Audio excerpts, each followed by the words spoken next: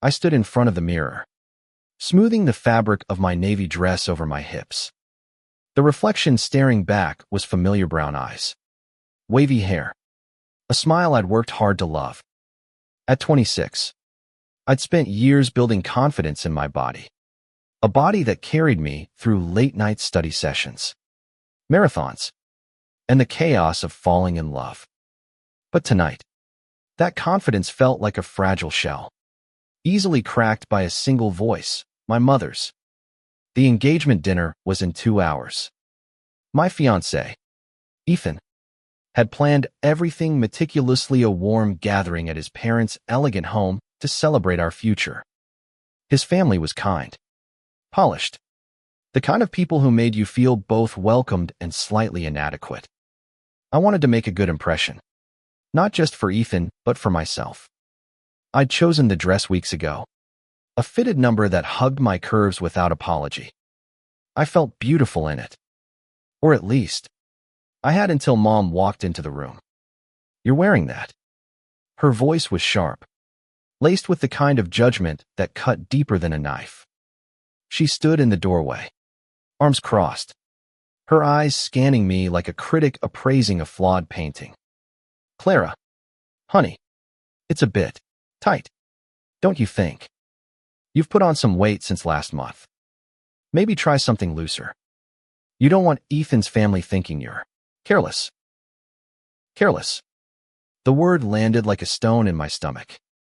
I turned to face her, my hands still clutching the dress. "Mom, I like this dress. It fits me perfectly." She sighed, a sound heavy with disappointment. "I'm just being honest. Clara, you're not a teenager anymore. You can't just wear whatever you want and expect people not to notice. Ethan's mother is so put together. You should match that." I swallowed hard, my throat tightening. This wasn't new. My mother had always had a way of wrapping her criticism in concern, as if her words were for my own good. Growing up, it was "Clara, maybe skip dessert tonight," or "Clara, posture matters, stand up straight. You look sloppy." But tonight, on the cusp of meeting my future in-laws, her words felt like a betrayal. I wanted to argue, to tell her I was proud of my body, that I'd worked hard to love every inch of it. But the old habit of silence crept in, and I just nodded, turning back to the mirror. The drive to Ethan's parents' house was quiet. Mom sat in the passenger seat, scrolling through her phone, occasionally muttering about how I should have worn the black dress she'd suggested. Ethan reached for my hand, his thumb brushing over my knuckles. "You look stunning," he whispered, his voice warm and steady. I smiled, but the knot in my chest didn't loosen. The house was everything I'd imagined: white pillars, manicured lawns, a chandelier glowing through the dining room window. Ethan's parents, Margaret and Richard, greeted us with hugs and glasses of wine. His sister, Lily, was there too, her laugh bright and infectious. The table was set with crystal and linen, the kind of spread that screamed sophistication. I felt a flicker of pride as Ethan introduced me, his arm around my waist. But then I caught Mom's glance, her eyes lingering on my dress, and the flicker dimmed. Dinner started smoothly. Margaret asked about my work as a graphic designer, and Richard shared stories of Ethan's childhood that made everyone laugh. But as the main course was served, roasted lamb with rosemary and garlic, Mom leaned toward me, her voice low but not low enough. "Clara, maybe go easy on the potatoes. You know how carbs stick to you." The table went quiet. Ethan's fork paused midair. Lily's eyes widened, and Margaret's polite smile faltered. I felt heat creep up my neck, my face burning under the weight of everyone's attention. I wanted to disappear, to sink into the floor and never resurface. Instead, I forced a laugh, brushing it off. "Oh, Mom, you know I love potatoes." But inside, I was crumbling. Ethan squeezed my hand under the table, his jaw tight. Clara can eat whatever she wants, he said, his tone light but firm. She's perfect as she is. Mom raised an eyebrow, her lips pursing. Of course. Ethan, I just want her to look her best for you. The words were sugar-coated, but they stung all the same. The rest of the dinner passed in a blur. I smiled, nodded, answered questions, but every bite felt like a performance. I could feel Mom's eyes on me, judging every move, every choice. When we got home, I waited until Mom was in her room before I let myself cry. Ethan held me, his arms a safe haven, but even his warmth couldn't erase the humiliation. She shouldn't talk to you like that, he said, his voice low with anger. You're incredible, Clara. Don't let her make you feel otherwise.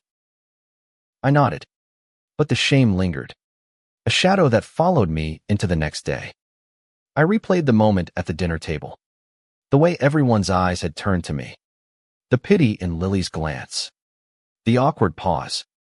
I'd spent years building armor against my mother's words, but that night, they'd found every crack.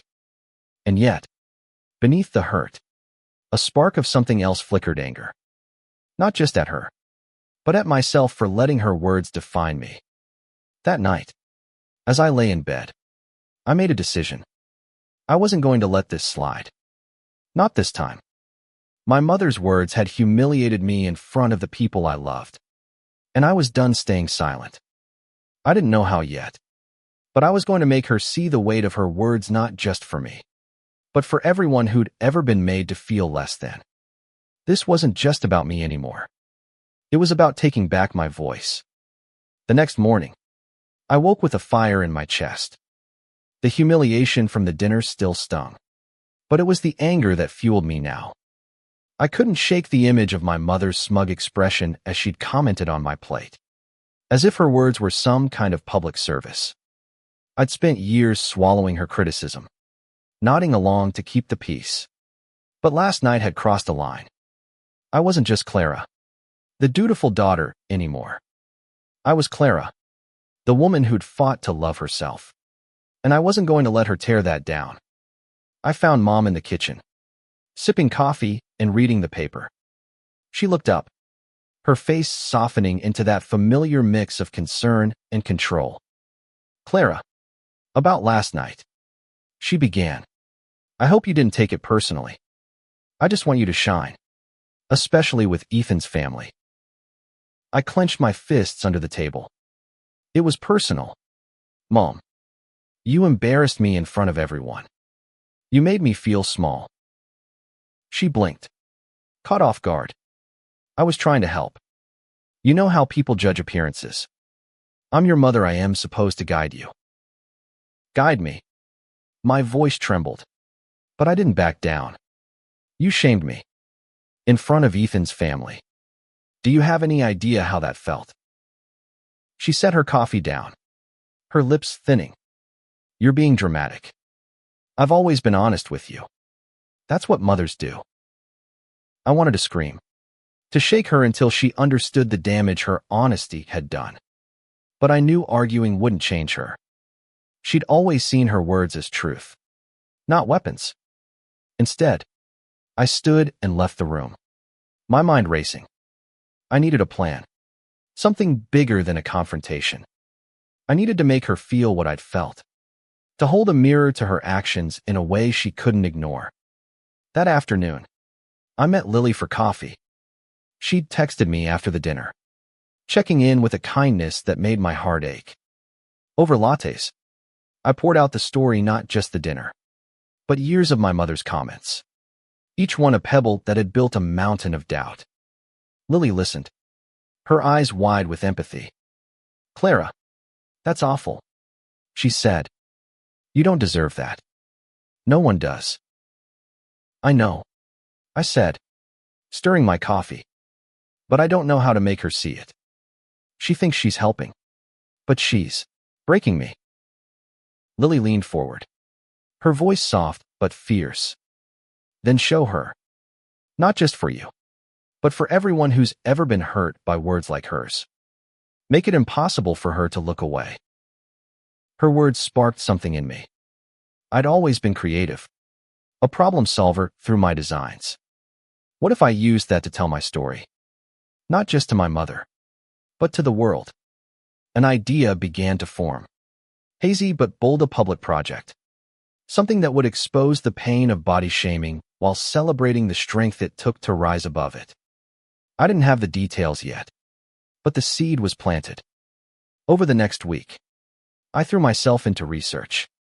I read stories online, hundreds of them, about people who'd been shamed for their bodies, their choices, their existence. Each one felt like a piece of my own heart, a reminder that I wasn't alone. I started sketching ideas for a campaign, something visual and visceral. A gallery, maybe, or a social media movement. I wanted images, words, voices, real stories that would hit like a tidal wave.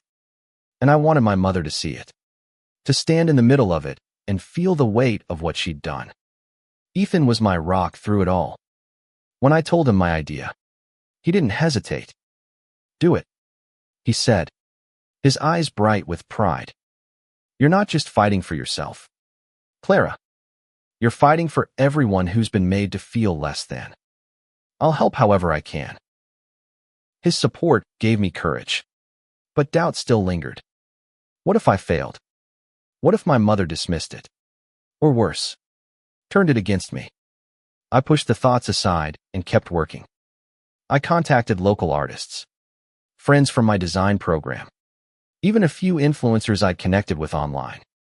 The response was overwhelming. People wanted to share their stories, to be part of something that could change the conversation. I called it Unshamed, a project to reclaim the narrative around our bodies and our worth. By the end of the week, I had a plan. Unshamed would be a pop-up exhibit, a gallery of portraits and stories from people who'd faced body shaming. Each piece would be raw, honest, and unapologetic. I'd include my own story, not to single out my mother, but to show the ripple effect of words. I wanted her to walk through the exhibit, to see the faces and read the words, to understand that her honesty wasn't just about might, was part of a larger, uglier pattern. I spent hours designing the layout, curating submissions, and reaching out to venues. A local community center offered their space for free. Moved by the project's mission, I poured my heart into every detail: the lighting, the music, the way each story would be displayed. But as the days passed, a new fear crept in. Would my mother even care? She'd always been stubborn, quick to justify her actions. What if she walked through the exhibit and felt nothing? I pushed the doubt down and kept going. This wasn't just about her anymore. It was about me. About the people who'd trusted me with their stories. About the truth that deserved to be told. I was done being silent. And when the day of the exhibit came, I'd make sure my mother was there, not just as a guest, but as someone who'd have to face the consequences of her words. The weeks leading up to the Unshamed exhibit were a whirlwind. My days were filled with emails, phone calls, and late-night design sessions. I barely slept, but the exhaustion felt purposeful, like I was carving out a space for something bigger than myself. Each story that came, a teenager mocked for their acne, a man shamed for his weight, a woman told her scars were unladylike, added fuel to my resolve. These weren't just stories. They were lives, each one a testament to resilience. I wanted the exhibit to honor that, to turn pain into power. I worked closely with a photographer named Mia, a friend from my design program who'd faced her own battles with body image. She had a gift for capturing emotion, for making people feel seen. We spent hours in her studio, photographing participants as they shared their stories. Some cried, some laughed, some stood tall with defiance. Mia's lens caught it all, the raw, unfiltered truth of what it meant to be judged and to rise above it. My own portrait was harder. I stood in front of the camera, my hands trembling as I recounted the dinner, my mother's words, the way they'd echoed every doubt I'd ever had. Mia didn't push me to smile or pose. She just let me be. And when I saw the final Imagine eyes fierce, my shoulders squared.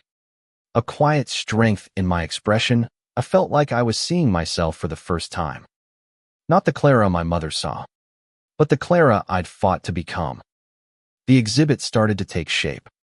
We hung portraits along the walls of the community center, each accompanied by a handwritten story. I designed posters with bold typography. Phrases like my body, my story, and unshamed and unafraid. We set up a corner for anonymous submissions, where visitors could write their own experiences and pin them to a board. Ethan helped with logistics, securing permits and organizing volunteers. Lily spread the word on social media, her posts gaining traction with hashtags like Unshamed and Own Your Story. As the opening night approached, I invited my mother. I didn't tell her the full scope of the exhibit, just that it was a project I'd been working on. Something important to me. You should come, Mom, I said over dinner one night, keeping my tone neutral. It's about body image and self-worth. I think you'd find it interesting. She raised an eyebrow. Skeptical. Sounds like one of your artsy things. I hope it's not too preachy. People don't like being lectured. Clara. I bit my tongue, resisting the urge to snap back. Just come, I said. It's important to me. She agreed, though I could tell she was humoring me. I didn't care. I wanted her there, standing in the middle of the truth she'd helped create. I wanted her to see the faces, to read the stories, to feel the weight of what words could do. The night before the exhibit, I walked through the community center alone. The portraits glowed under the soft lighting, each one a piece of someone's heart. I stopped at my own, reading the words I'd written. I spent years believing I wasn't enough because of the words I heard at home. But I am enough, and I'm done letting anyone tell me otherwise. It was simple, but it was mine. I wondered what my mother would think when she saw it. Would she recognize herself in those words? Would she care? Ethan found me there, slipping his arms around me from behind. This is incredible, Clara, he said. You've created something that's going to change people. Not just your mom, everyone.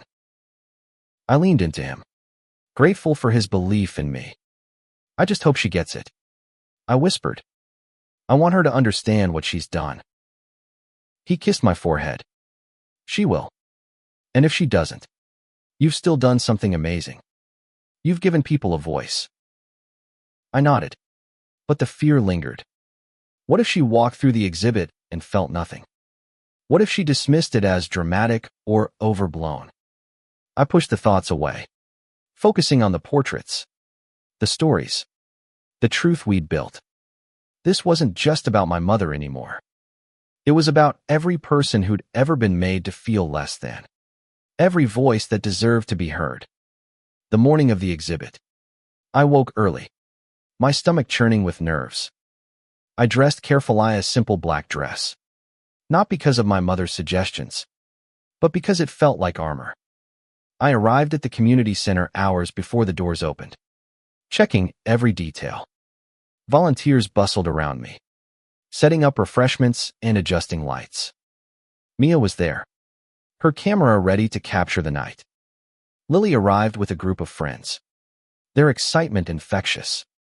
And then, just as the first guests began to trickle in, I saw Hermie mother, standing at the entrance, her expression unreadable.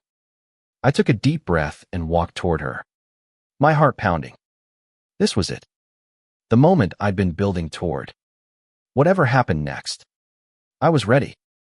The community center buzzed with energy as guests filled the space. The soft hum of conversation mingled with the gentle music I'd chosen, a mix of acoustic melodies that felt intimate, grounding. People moved slowly along the walls, pausing to read the stories beneath each portrait. Some wiped tears. Others nodded in quiet recognition.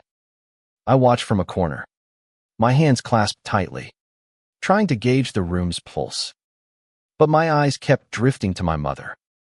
She stood near the entrance, her posture stiff, a glass of wine in her hand. She hadn't moved toward the portraits yet, her gaze flicking over the crowd as if searching for something to anchor her. I wondered what she was thinking. Did she sense this was more than just an artsy thing? Did she feel the weight of what was coming?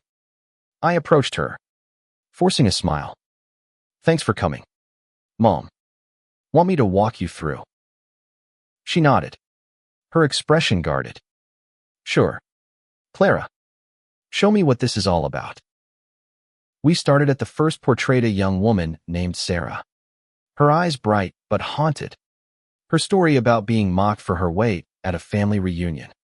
Mom read it silently, her lips pressed into a thin line. "That's sad," she said finally, her tone neutral. "People can be cruel."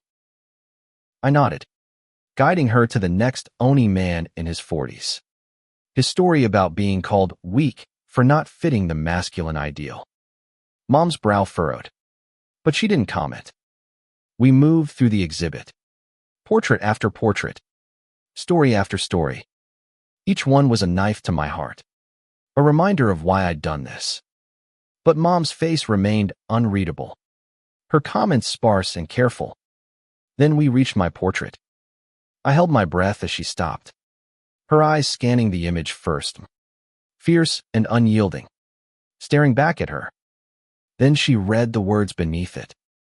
I watched her closely, waiting for a reaction. Her jaw tightened, and for a moment, I thought I saw a flicker of something, guilt, maybe, or recognition. But then she turned to me, her voice low. "Clara, is this about me?" I swallowed, my heart racing. "It's about me, Mom. It's about how I felt. But yeah, you're part of it." She looked back at the portrait, her fingers tightening around her glass. "I didn't mean to hurt you," she said, almost a whisper. "I was trying to help you be your best." I shook my head, my voice steady despite the storm inside. "Your help made me feel like I wasn't enough. Not just at the dinner, but for years. I needed you to see that." She didn't respond, her eyes fixed on the portrait. I wanted to push, to demand she acknowledge the pain. But a voice interrupted us, Lily, calling me to the front for the opening speech. I left Mom standing there, her silence louder than any words. The crowd gathered as I took the small stage, a spotlight warming my face. My hands shook, but I gripped the microphone and began. "Thank you all for being here," I said, my voice steadying. "This exhibit, Unshamed, is about the stories we carry, the ones that hurt, the ones that heal. It's about the words that shape us, for better or worse, and the strength it takes to reclaim our worth." I shared my own story, not naming my mother, but not hiding the truth either. I talked about the dinner, the shame, the years of feeling less than. The room was silent, every face turned toward me. I saw tears in Mia's eyes, pride in Ethan's, empathy in strangers. And then I saw Mom, standing at the back, her face pale, her eyes glistening. "When we shame someone's body," I continued, "we're not just commenting on their appearance. We're telling them they're not enough. And that's a lie. Every person here is enough, just as they are. This exhibit is for them, for us." The applause was soft at first, then thunderous. People approached me after, sharing their own stories, thanking me for giving them a voice. I felt a swell of pride, but my eyes kept searching for Mom. She hadn't moved, still standing at the back, her wine untouched. When the crowd thinned, she approached me. Her face was tight, her voice low. "Clara, I didn't realize. I thought I was protecting you, preparing you for a harsh world. But I see now, I hurt you." I nodded, my throat tight. "You did. But this isn't just about me. It's about everyone who's been hurt by words like yours. I needed you to see that." She looked around, her eyes lingering on the portraits. "I'm sorry," she said, and for the first time, I believed her. But I also knew an apology wasn't enough. Not yet. As the night ended, I felt a strange mix of relief and unease. I'd done what I set out to do. I'd made her see. But the journey wasn't over. There was still so much to unpack, so much to heal, and I wasn't sure if she was ready to face it all. The days after the exhibit were a blur of emotions. The local paper ran a story on Unshamed, calling it a powerful statement on body image and resilience. Social media buzzed with photos and quotes from the night. The hashtag Unshamed trending locally. I received messages from strangers, thanking me for telling their stories, for making them feel seen. It was overwhelming, humbling, a reminder that this was bigger than me or my mother. But at home, things were quieter. Mom hadn't brought up the exhibit since that night, and I didn't push. Her apology had been a start, but it felt fragile, like a single step on a long road. I caught her looking at me sometimes, her eyes searching, but she didn't say anything. I wondered if she was processing, or if she was retreating back to her old defenses. Ethan noticed the tension. "Give her time," he said one evening as we washed dishes together. "You shook her world, Clara. That's not easy to process." "I know," I said, scrubbing a plate harder than necessary. "But I'm tired of waiting for her to get it. I've been waiting my whole life." He nodded, drying a glass. "You don't have to wait forever. But you've started something. She's listening now, even if she's not ready to talk." I wanted to believe him, but doubt gnawed at me. What if her apology was just a moment, not a change? What if she went back to her old ways? Her honesty cutting me down again. I tried to focus on the positive, the lives we'd touched, the conversations we'd started. But the personal wound was still raw. A week after the exhibit, Mom asked me to sit down with her. We were in the living room, the late afternoon sun casting long shadows across the floor. She held a mug of tea, her fingers tracing the rim. "Clara," she said, her voice soft, "I've been thinking about the exhibit, about what you said." I braced myself, unsure where this was going. "Okay." I looked at those stories again, the ones you pinned up. I read them online, too. All those people. She paused, her eyes distant. "I didn't realize how much words could hurt. I thought I was helping you, pushing you to be better. But I was wrong." I stayed silent, letting her words settle. This was more than she'd ever admitted before. But I needed more than regret. I needed change. I grew up with my own mother criticizing me. She continued, her voice breaking. She'd comment on my weight, my clothes, my hair. I thought that's what mothers did tough love. You know, I thought I was preparing you for the world. But I see now, I was passing on the same hurt. Her words hit me hard.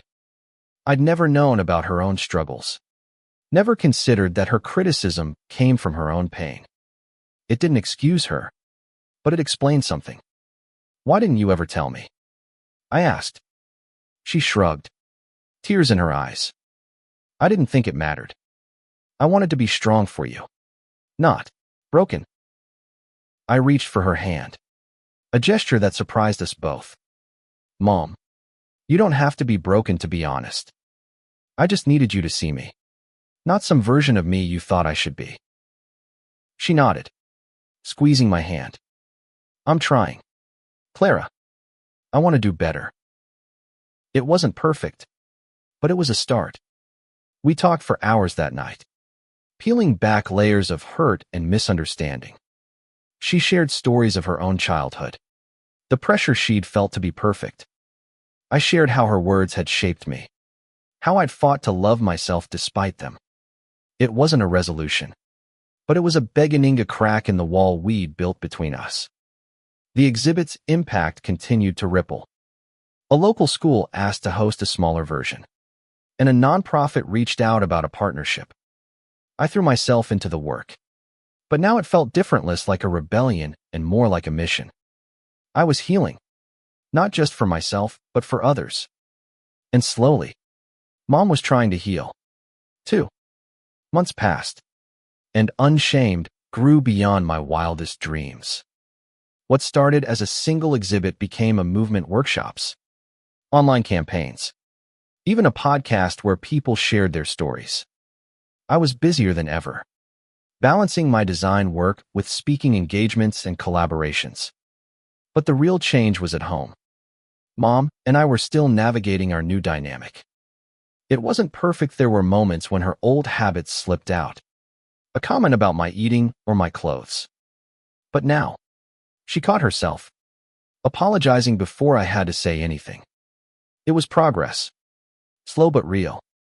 We were learning to talk, to listen, to see each other as people, not just mother and daughter. One evening, she surprised me. We were at the community center, setting up for a second exhibit. She'd volunteered to help, something I never thought I'd see. As we hung a new portrait, she turned to me, her eyes soft. "Clara, I'm proud of you," she said. "Not just for this, but for who you are. I wish I'd told you that more." I blinked back, tears, caught off guard. "Thanks, Mom. That means a lot." She smiled, a real smile, not the guarded one I was used to. "I'm learning," she said. "It's not easy, but I'm trying." I nodded, my heart full. It wasn't the end of our story. There were still chapters to write, conversations to have. But for the first time, I felt like we were on the same page. The second exhibit was even bigger than the first. People came from across the state, their stories filling the walls and the air. I saw my mother move through the crowd, reading, listening. Her face opened in a way I'd never seen. When she reached my new portrait, a softer image, my smile genuine, my story updated to reflect our journey, she lingered, her hand resting on the frame. "I'm sorry," she whispered. Not to me, but to the image, to the Clara she'd hurt. I didn't interrupt. Some apologies needed space to breathe. As the night ended, Ethan found me, his arms slipping around my waist. "You did it," he said, his voice warm with pride. "You changed the conversation." I leaned into him, watching the crowd. "We did it," I corrected. "All of us." The exhibit closed, but Unshamed lived on. It wasn't just about body shaming Anna Maria, it was about worth, about the power of words, about the courage to stand up and say, "I am enough." I'd started it to make my mother see, to make her regret. But in the end, it was about so much more. It was about healing. For me, for her, for everyone who'd ever been told they were less than. And as I looked at my mother, laughing with a volunteer, her face lighter than I'd ever seen, I realized something. I hadn't just made her regret, she was changing, too. Maybe not forever, maybe not perfectly, but enough to make the journey worth it. And that was more than I'd ever dared to hope.